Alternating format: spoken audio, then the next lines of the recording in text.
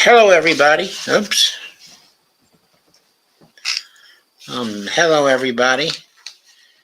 This is Joe Firestone for Empowering Democracy. Topic for tonight is Dump the Corruption. And I'll be covering funds of Representatives Adriano Espaillat, Jamal Bowman, and Teresa Leger Fernandez.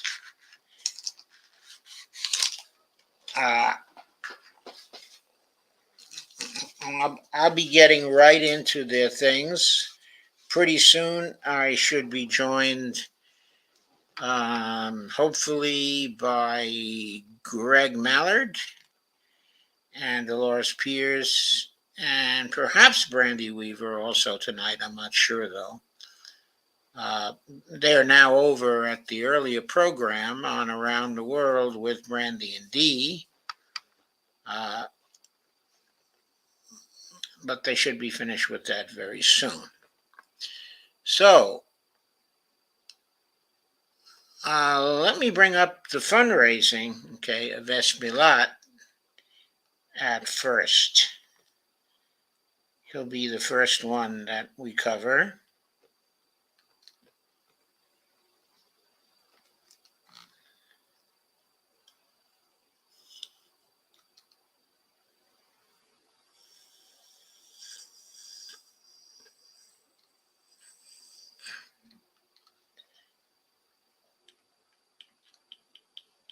And there is his campaign finance summary.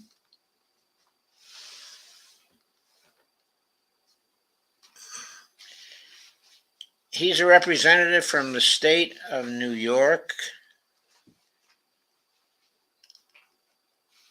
I'm sure we'll get to his district at this point, but I'm pretty sure he's upstate and not from the city itself. He was first elected in 2016.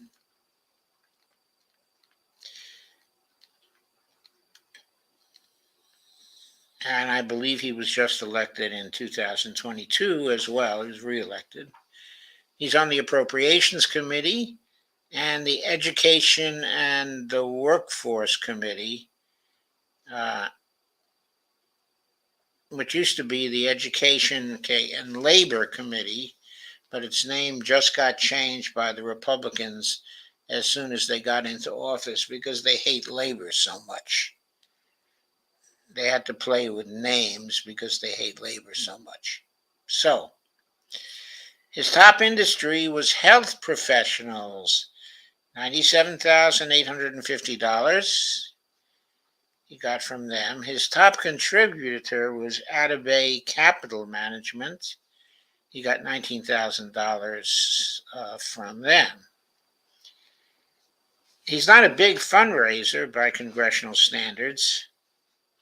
His leadership PAC was the Libertad PAC.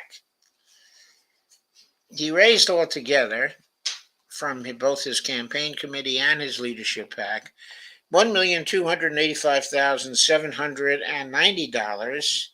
He spent $1,276,427. Ended with cash on hand $111,313. That's not a lot of cash on hand as we've been seeing. That's also not a lot of spending.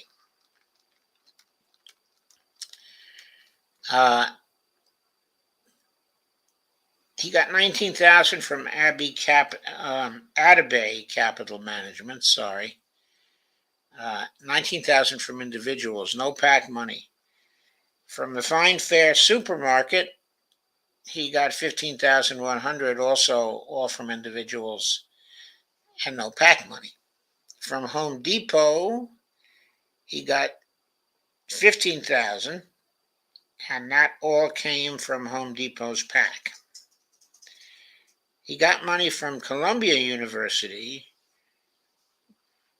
which may mean that he's a downstate congressman and not an upstate congressman, as I surmised. He got 12,300 from individuals at Columbia. No PAC money there. These were his top contributors. So again, that's consistent with the fact that he doesn't raise that much money. He's much below the average congressperson. He got $12,000 from Silverport Holdings. That was all from individuals and not from PACs.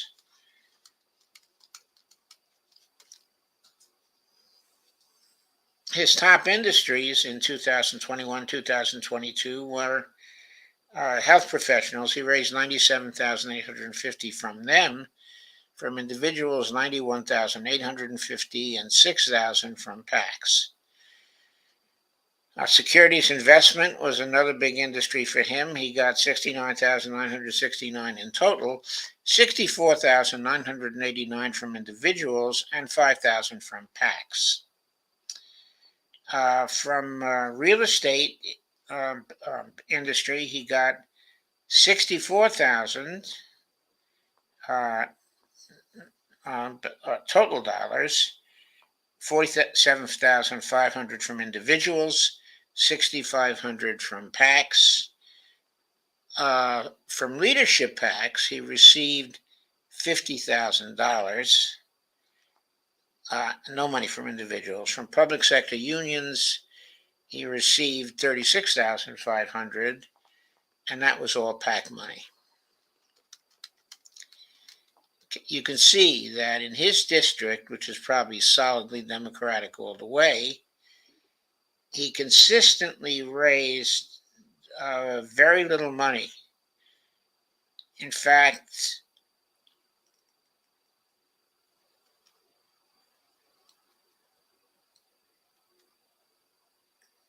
he didn't raise $1 million until 2018. He was first elected in 2012. Let's see, is that correct? I can't get a reading here.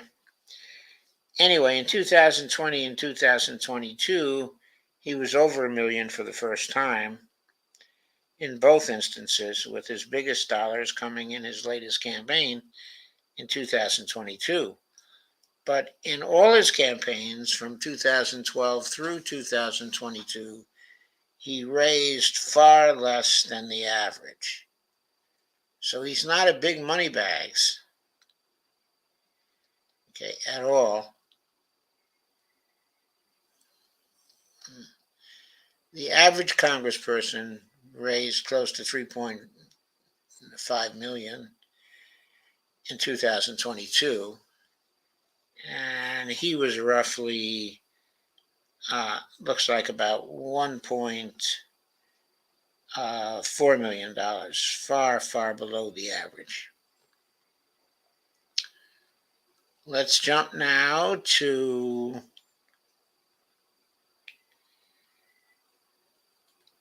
his favorite industries.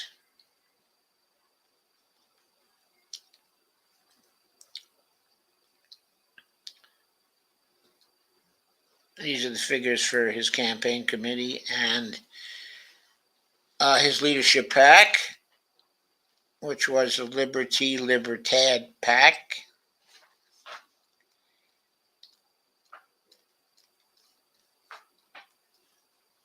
He raised $97,850 from health professionals, $91,850 from individuals, $6,000 from PACs. From securities and investment, He has 69,989 total. From individuals, 64,989, and 5,000 from PACs. From real estate, he got 54,000, 47,500, 6,500 from PACs. From leadership PACs, he got 50,000. From public sector unions, he got 36,500. That was all PAC money. From lobbyists, he got 33,250 from individuals and 2,000 from PACs.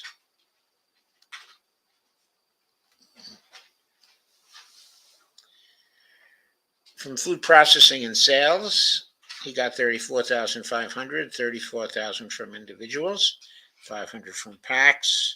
From lawyers and law firms, he got $32,690, 28,690 from individuals, 4,000 from PACs. From the education industry, he got 31,400 from individuals. That was probably his Columbia contributions. From transportation unions, he got 29,000 from individuals, nothing from PACs.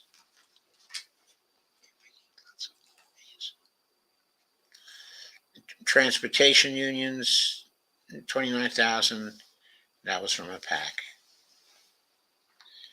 From crop production and basic processing, he got 27,600, 11,600 from individuals, 16,000 from PACs.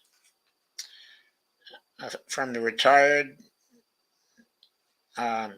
industry, he got 24,660 from individuals. Hospitals and nursing homes, 23,000, 19,100 from individuals, 4,000 from PACs. From pro-Israel groups, he got 21,000, 19,500 from individuals, 2,000 from PACs. From railroads, he got 18,000 from PACs. From building trade unions, he got 16,000 from PACs. From business services, he got 13,800 from individuals. For miscellaneous unions, he got, excuse me a second, I'm being joined by someone. Let me find them. It's Greg. Good evening. Good evening, Greg. We're going over the funding of Adriano Espaillat. Doesn't look like they passed the litmus test. Well, he doesn't take a lot of money altogether or raise a lot of money, but a fair percentage of his money is from PACs. So, yes, that's probably going to be true as we go through it. So I think I was at building trade unions, 16,000 there from PACs. From business services, 13,800. That all came from individuals. From miscellaneous unions, 13,500. That all came from PACs. From the candidate committees, 13,100. That was all from individuals, not from PACs. For-profit education, those are things like charter schools stuff, 12,650 from individuals, 0 came from anyone else. So you can see a lot of PAC money came from there. His proportion of PAC money is probably evenly divided here between campaign money from individuals and campaign money from PACs.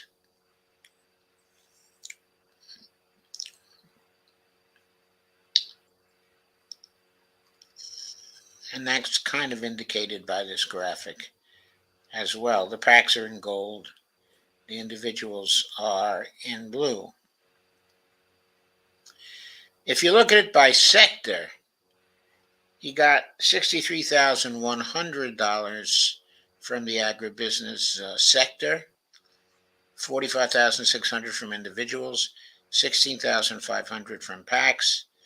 Communications/electronics, he got $19,400, which is not a lot from that industry.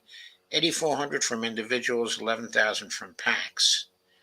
From the construction industry, he got $14,000, $10,850 from individuals, $4,000 from PACs. From defense, he got $0. That is unusual. It's the first time we've seen that. Usually defense industries are giving money, spreading it all around so almost everyone gets them. Huh?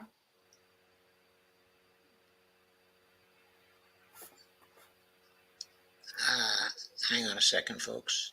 You're good. I'm good? Yeah. Okay, thanks. I go back then. Energy and natural resources, very low contributions there too. 3,500 total. 1,000 from individuals, 2,500 from PACs. Finance, insurance, and real estate. The fire sector. That was one of his biggest, 142,939. 122,689 from individuals, 20,250 from PACs. In the area of health, 137,825, almost as big an industry for him, almost as big a sector as the fire sector. 125,825 from individuals and 12,000 from PACs. Lawyers and lobbyists, $67,940, $61,940 from individuals, $6,000 from PACs. Transportation, $4,800 from individuals, $29,250 from PACs. Miscellaneous business, I'd like to know what that is. $42,900 from individuals, $14,000 from PACs. You got $105,000 from labor, all that coming from PACs, from labor PACs. And from ideological single issue sector, he got $21,214 from individuals, $75,112 from PACs.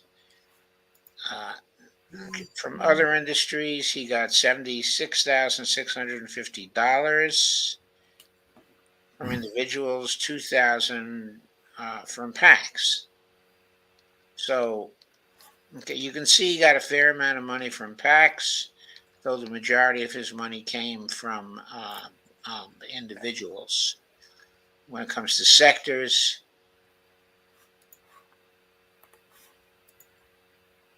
the labor sector, the health sector, and the fire sector were his most important sectors. Okay. So now let's get a better look at his PACs. They're up next.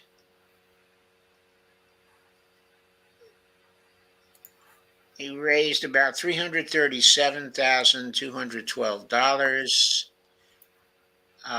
from PACs, and that's a reasonably high percentage of the money he raised, roughly a third. His number of contributions were 188 from these PACs.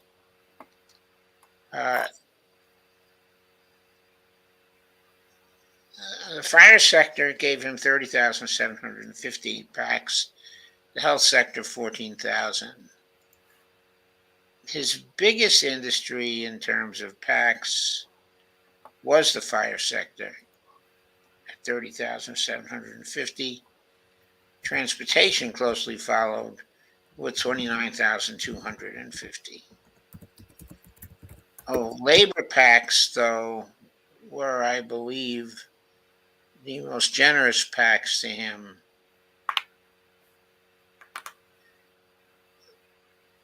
That was 109,500 in labor money. And an ideological single issue PACs, 83,212. So that was very important to him too, in terms of the PAC distribution. Okay, looking at major contributors,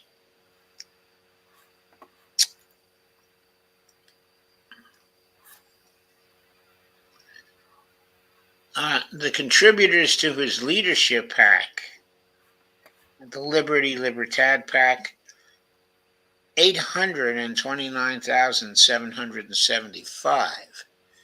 So when you look at this category, you see really big money coming from one PAC, his leadership PAC. He reported contributions of 200 or more from 731 individuals. So he did really well there. His top contributors to the campaign committees were Atabey Capital Management, Fine Fair Supermarket, Columbia University, Silverport Holdings, Samos, New York Presbyterian Hospital. Those were all contributions from individuals. Nothing I've read off here is from PACs. It's all from individuals.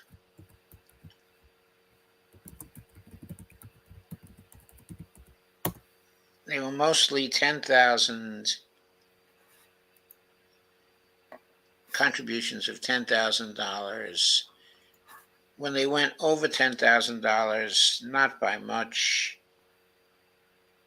His biggest contribution was from Atabey Capital Management, $19,000 from individuals. So the next thing to check out is his expenditures.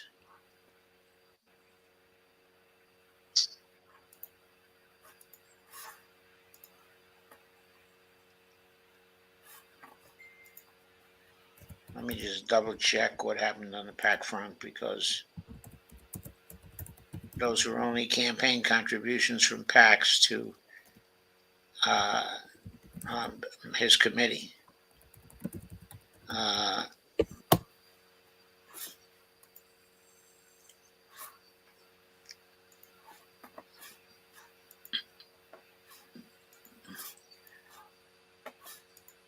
Okay, so looking at the figures for that, not much different from what I've already read. I at first was reading the contributions to the campaign. Then I looked at the campaign plus the PACs. And the differences were not much.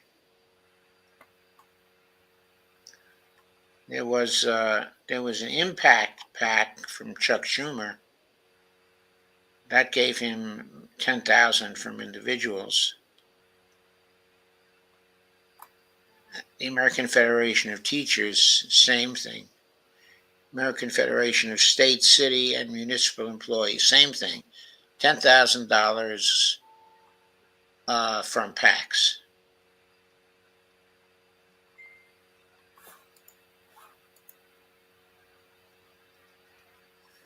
So that doesn't change the picture of his contributors.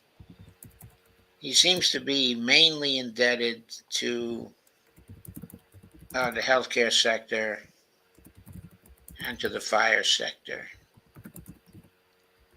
He gets contributions from American Israel Public Affairs Committee, but those contributions are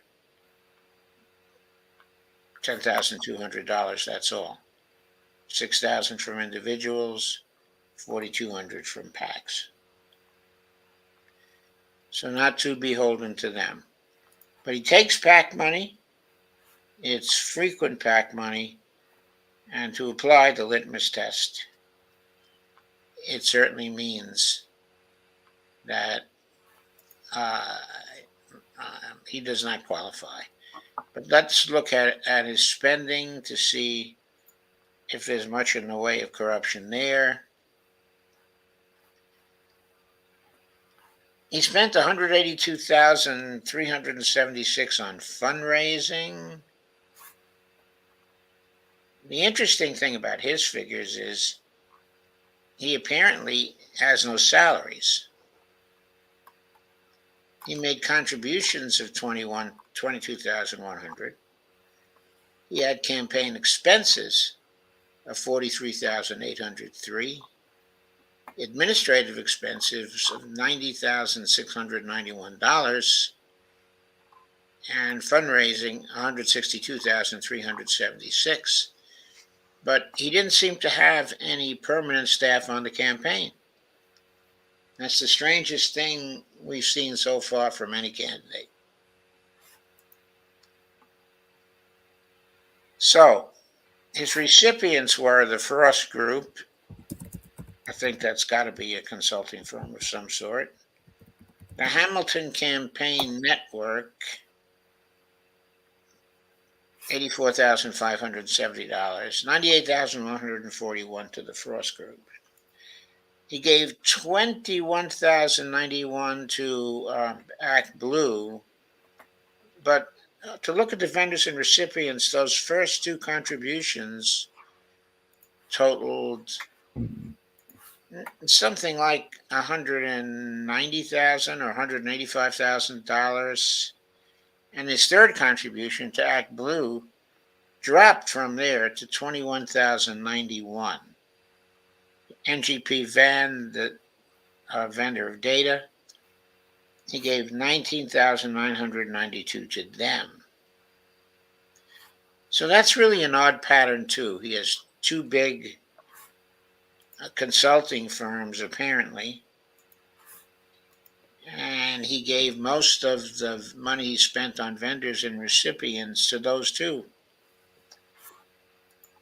Then he gave money to a bunch of other sources like Ford Motor Credit Company.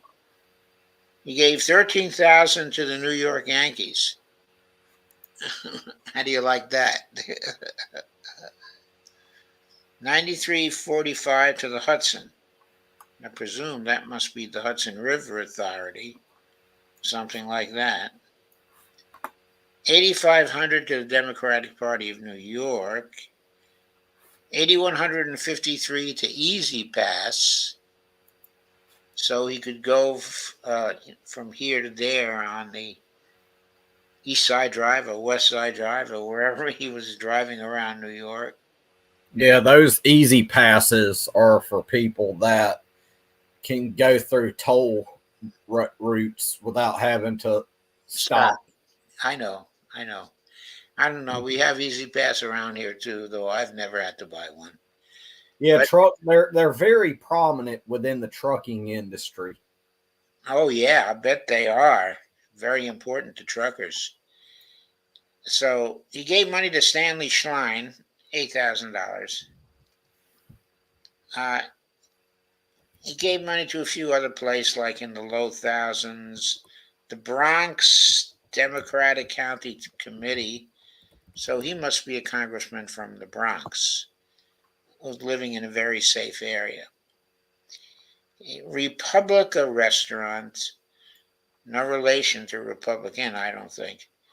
$4,768. So he spent that money for his campaign there. He gave $4,750 to Aflac, $4,700 to Dickens for New York, and to Manny for New York. I don't know who those two are. Friends of George Alvarez, both to Dickens and Manny and friends of Alvarez, he gave $4,700.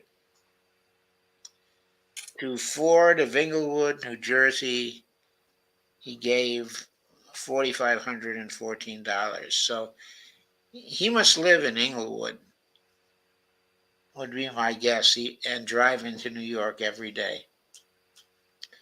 Probably. Well, he mainly lives down here in D.C. and has a place he maintains up there. Anyway, he gave $150 to TD Bank, That's it, though. Interestingly, he gave hardly any money to any other candidates. And he didn't give any money to the DCCC. That's He escaped it. That's pretty amazing, isn't it? that's amazing how he escaped not having to give to the DCCC. Yep, I thought it was too. Absolutely amazing.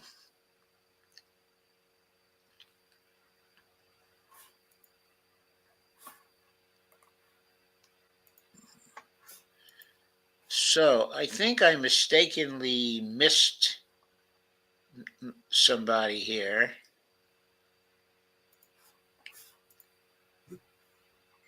And the person I missed, when I say I missed them, I mean I mistakenly closed their page, but I'll get it right now. It was Jamal Bowman.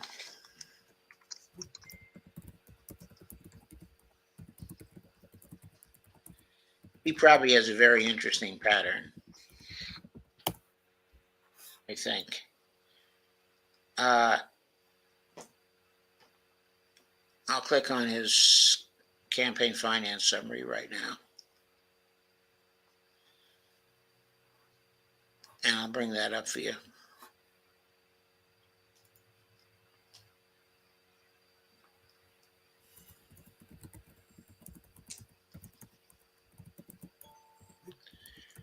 There is Jamal Bowman. New member of the squad these past 2 years, running for re-election. Let's make sure we've got his campaign committee and leadership packs.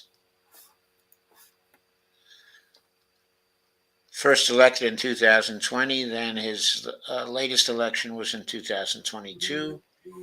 He did well with the retired, got 154,251.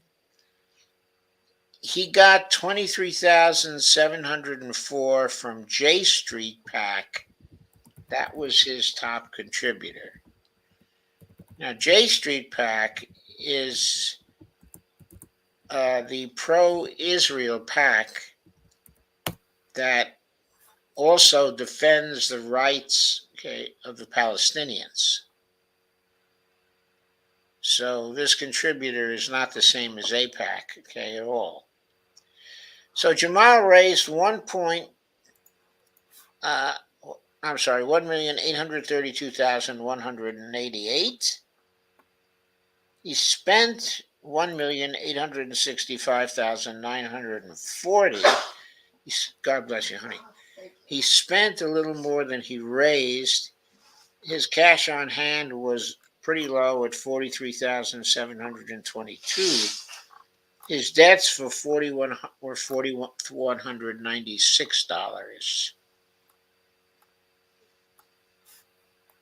So his major contributors were J Street PAC. He got 21,000 from individuals there and 2,500 from the PAC itself. Okay, the American Federation of Teachers, he was a school principal before he came into the Congress, gave him 15,500, 500 from individuals and 15,000 from their PAC. He got $14,073 from the City University of New York, 14,073 from individuals, 0 from PACs. From the City of New York itself, he got $12,898 from individuals working for the City of New York, but 0 money from PACs. He got money from University of Maryland. Interesting. From individuals, 12,710, 0 from PACs. Those were his major contributors, only 5 places. And you see the biggest money came from J Street PAC. His top industries are the retired at 154,251. That's all from individuals, no PAC money there. From the education sector, he got $91,612, all from individuals, 0 from PACs. From lawyers and law firms, he got $69,433. That was $64,433 from individuals, $5,000 from PACs. Securities and investments, he got $55,875 from individuals, and nothing from PACs. From business services companies, he got $54,135 and 0 from PACs, all from individuals.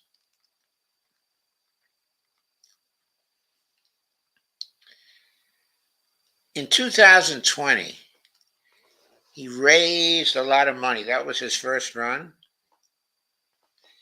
He raised, let's see, almost $2.9 million, which wasn't that much short of the average for 2020 of 3.05 million. But in 2022, the average was nearly 3.5 million, and he raised 1.83 million, far less than that. Why his contributions tailed off? Okay, I do not know, but it might mean trouble for him. He did not have a large amount of cash on hand, 43,722 for that. He looks like one of the simplest stories for fundraising that we've seen so far. Let's briefly look at his industries again.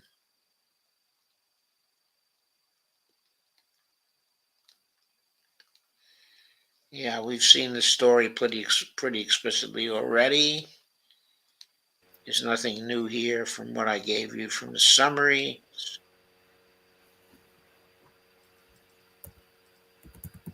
He got 37,000 from a leadership pack. We'll probably pick that up in another category also. From pro-Israel groups, well, that's probably J Street. He got $23,732. From internet groups, he got $23,300. From civil servants and public officials, he got 17,105. Well, he was a civil servant and public official himself. From Democratic and liberal groups, he was minus $719. But from PACs, he was 17,575. From the printing and publishing industry, he got $15,634. For miscellaneous finance, $13,600. For miscellaneous manufacturing and distributing, $13,434. Pharmaceuticals and health products, $12,750. Not enough to corrupt, right? A little bit. It's a little bit enough. Yeah, just a little bit. Like he's got. It's a trace to show that he's a little corrupt. Yeah, he got hundreds of thousands in PAC money. So, that was hundreds of thousands, okay, in PAC money. So that's a pretty healthy amount. Okay, let me look at the PACs directly and see what that story is over there.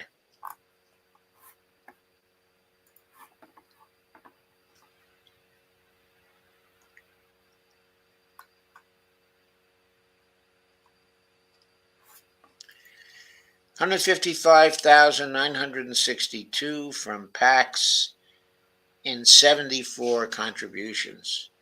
So he was one of the lowest people from the standpoint of accepting PAC money or So getting PAC he's, money. so Okay. he's pretty much a low man on the totem pole in Yeah, he terms is, of isn't PAC he? money. When it comes to PAC money, he's close to Yeah, low. he's low on the totem pole. Yeah, in sectors, he got $7,000 from the fire sector, 5,000 from lawyers and lobbyists, transportation, also labor. I wonder if the Democrats are going to try to knock him off. From ideological single issue groups, he got $84,462. Uh, his PAC contribution breakdown: ideological 110,000, labor 76,500, business 21,500. Like Steve Wolfbrand says, this is some very eye-opening stuff. Yeah, it is eye-opening stuff because he's so low in these things, and yet he had an easy time defeating Engel. Now he did raise much more money for that campaign, but you'd think that Engel would have been able to raise a fortune to stop him, and that's not what happened.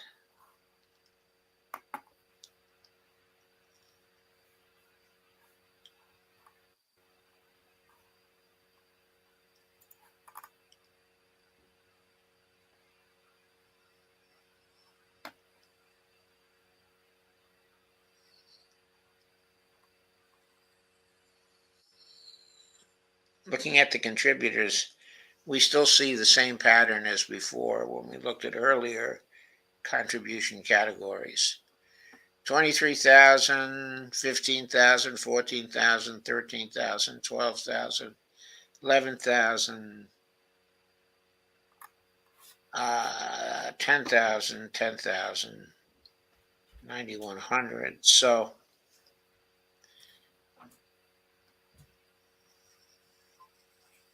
he has pretty small contributors.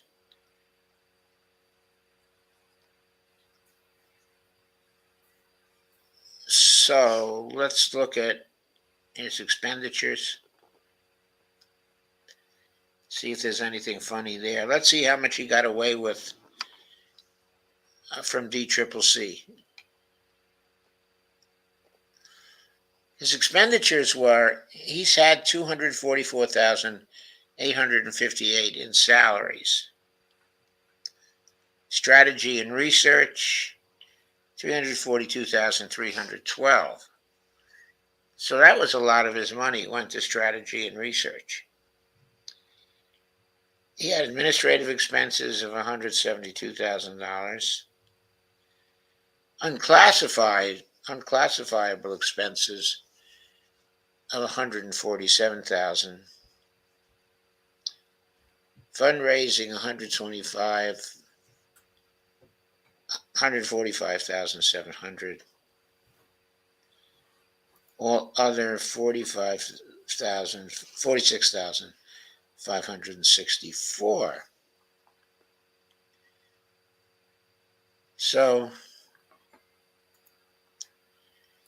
that pattern sort of looks like he might have been hiding some specifics, but of course he couldn't hide his totals, which remain low compared to other people. When we look at vendors and recipients, the first one is Middle Seat Consulting. Okay, that was the outfit that had also worked for Biden. And the dreaded NGP van. Yes, he spent 83,000 with them, which was unusual. Most candidates spend a lot less than that. New Deal strategies, he spent 75,000 on. Progressives Consulting, he spent 47,000 on.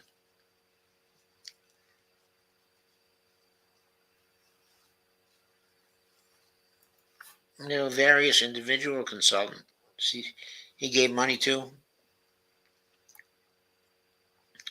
He paid money to Data for Progress, a progressive survey firm, quite a good firm, by the way.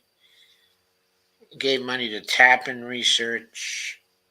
He gave money to Luke Hayes. I don't know who Luke Hayes is.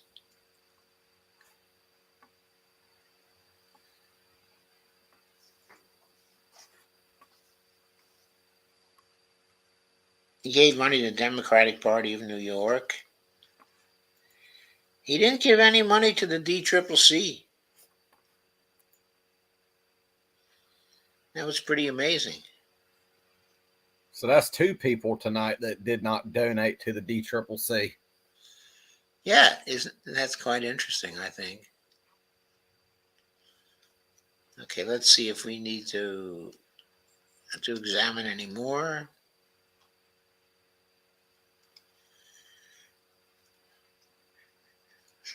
No, I think we're done with Jamal.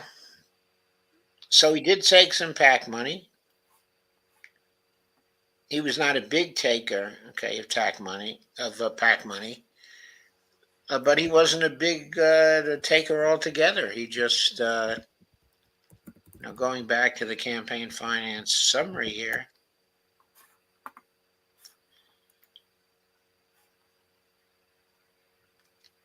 Steve Wolfbrand said he didn't give him any money. Well, Steve, he won anyway.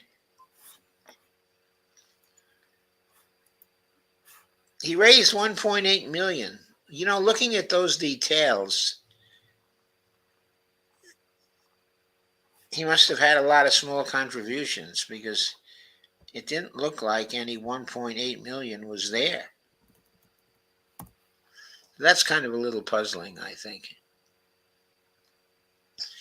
But we saw the figures, so maybe he just had a lot of fundraising contributions individually. Anyway, that was all we could see. Now we come to Teresa Leger Fernandez.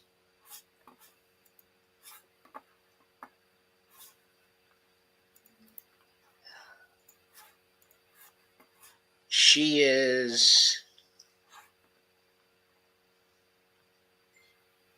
let's make sure I get the combined contributions from her.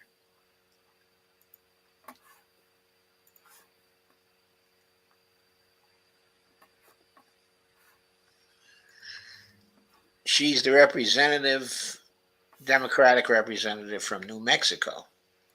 Of course, Democratic because she's a Congressional Progressive Caucus member.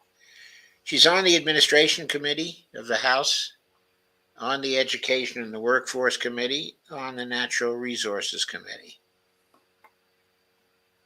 Our top industry area was retired people. Our top contribution was from J Street PAC again, 33,366. Our leadership PAC was Ahora PAC. Never heard of that one. She raised 3.2 $3.213 million. She spent $3.3 million. She ended with cash on hand of $73,532. As I said, J Street gave her 33,366. That was mostly from individuals. 30,366 was from individuals. 3,000 from PACs. She got money from the Democracy Engine, 32,500 from the University of New Mexico, 16,478 from Choctaw Nation of Oklahoma, $15,800. and no PAC money from any of those folks. National Education Association gave her $5,800 and $10,000 in PAC money, so she picked up some PAC money there. But she seems like she's primarily getting her money from individuals. Top industries, the retired industry, $409,382 from individuals. Casinos and gambling, $269,650 from individuals. Lawyers and law firms, $168,855 from individuals, $12,250 from PACs.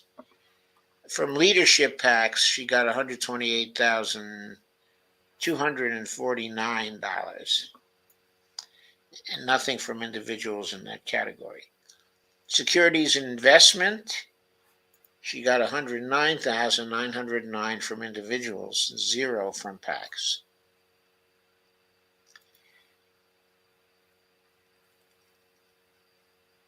She ran twice for election. She got about 2.3 million in 2020. And just now, she was somewhat, but not much, short of the average. The average was 3.09. And she raised 3.09. The average, as we know, was just about 3.5. So she got pretty close to the average raised.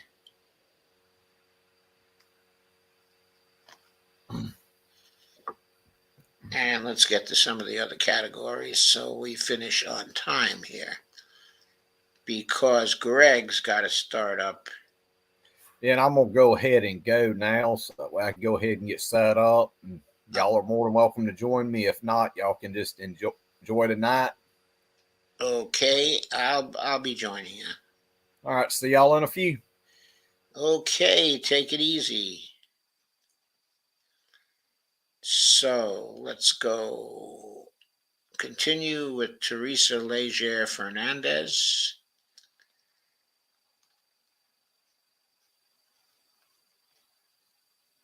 I think we pretty much have the picture on industries already. So let's go to PACs.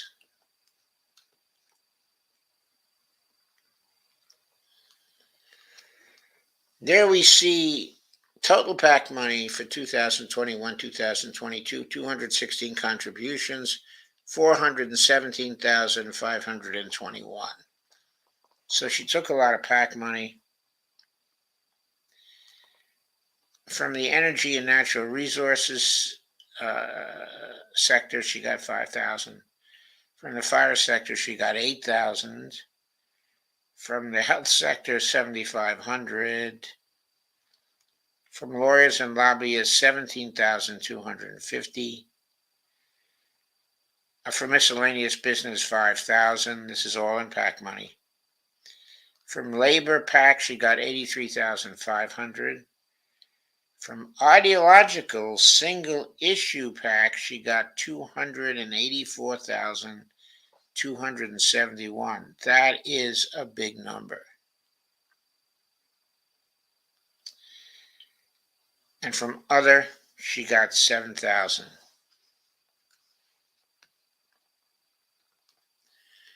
So the PACs were the key for her. From the ideological sector altogether, PACs and individual contributions, she got $380,751. From labor, $140,000. From business, $57,250. So that was kind of interesting, I thought. Contributors.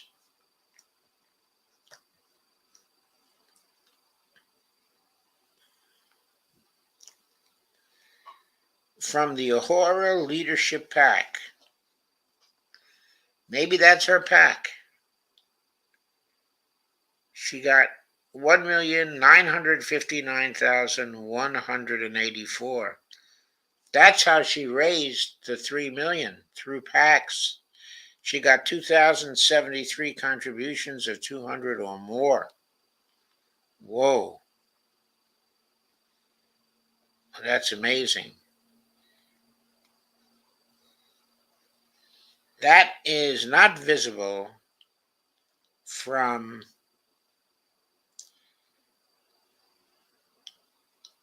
the contributor identification.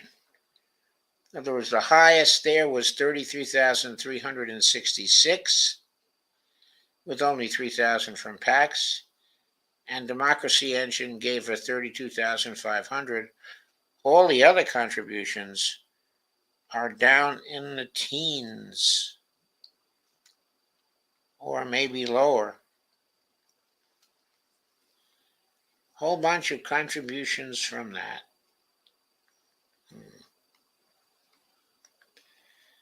Got a lot of contributions from different unions of 10,000 apiece. There are a lot of those, but they don't come anywhere near to amounting to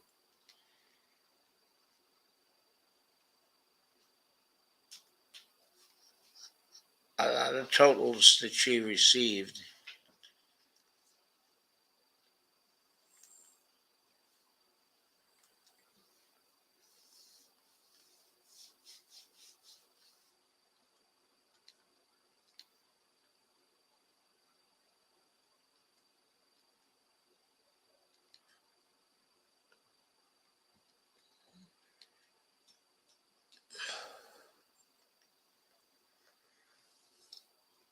I think there's a little mystery in these numbers here.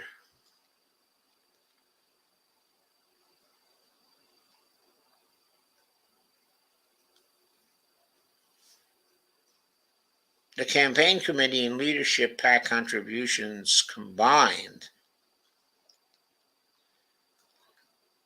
don't seem to be anywhere near the total that we saw when we got rid of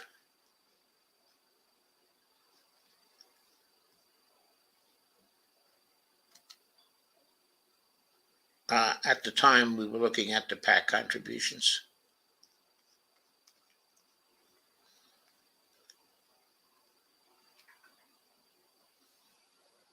Now they do square with the 417,521 and 216 contributions. That makes sense. But when you look at the contributors,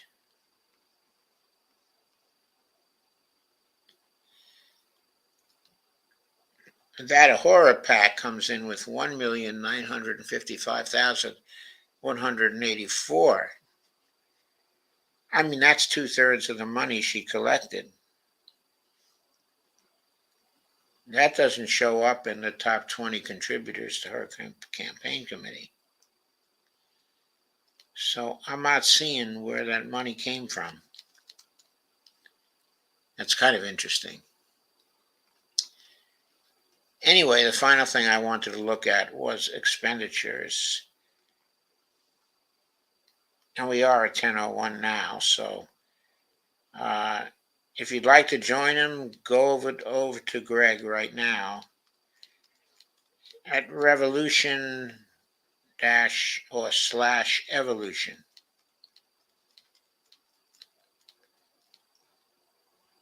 That's his site. Campaign expenditures for Teresa were fundraising 236,000, salaries 180,000, contributions 100,093. That's pretty good for contributions. Media 74,000, administrative 80,000. I'm sorry, 70,000 for administrative. All other 41,845.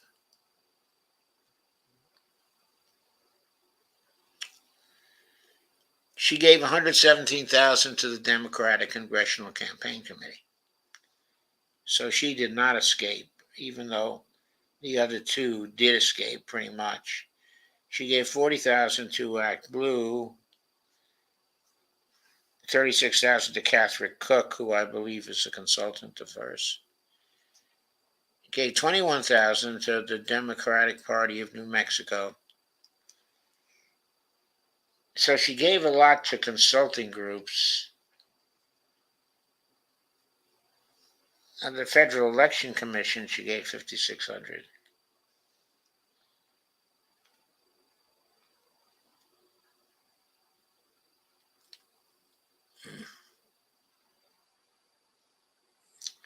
Daniel Hernandez for Congress got 2,500.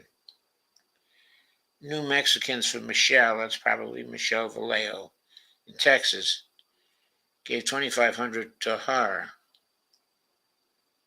Gave $1,000 to Nevadans for Stephen Horsford.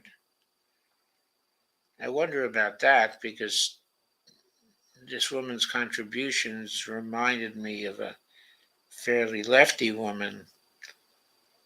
But Stephen Horsford, was running against Amy Villela.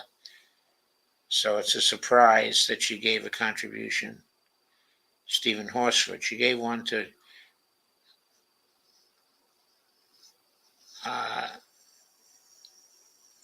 Titus for Congress, $1,000. Tom O'Halloran, $1,000. Peter DeFazio, $1,000. And then Peter turned around and didn't run. Kim Schreier, $1,000. Whole bunch of people got $1,000 from her. Whole bunch of Congress people. Susan Wild, Susie Lee, Abigail Spanberger, Gabe Vasquez, friends of Lucy McGrath. Lauren Underwood got 1,000. Okay, and Melanie for New Mexico got 1,000. And Mickey Sherrill for Congress in New Jersey got 1,000. So she was pretty generous to a lot of people. Okay, that covers our 3 Congress people tonight. Largely because of the details of PAC money. Not one of them passed the litmus test. So that'll be all for now. I just want to say that tomorrow I will be back with the second half, of Dump the Corruption, the presentation. We got through half of it yesterday, and we're going to get through the other half tomorrow. Now, I do have a 7:30 p.m. presentation on a Zoom call, so it's possible that I'll be postponing tomorrow night's show. But right now, I think I'll have the time. I think the presentation will at most be an hour and a half, so I'll be able to check in for my regular program. Okay. So hopefully I will see you then, and I will see you over at Greg's as well, because I'm going over there to help him out very shortly. So thank you very much for coming. I won't have time to go over comments tonight. I'm sorry about that. Anyway, everybody have a good night. Hope you like this continuing examination of the Congress people. I'm finding the details to be fascinating in so many ways, but I understand that to hear someone read out these figures, all these figures for 3 of the congressmen, cannot be the most exciting thing in the world, though I am trying to make it as exciting as possible. So anyway, hopefully I'll see you all tomorrow. Hopefully I'll see you at Greg's place in just a minute.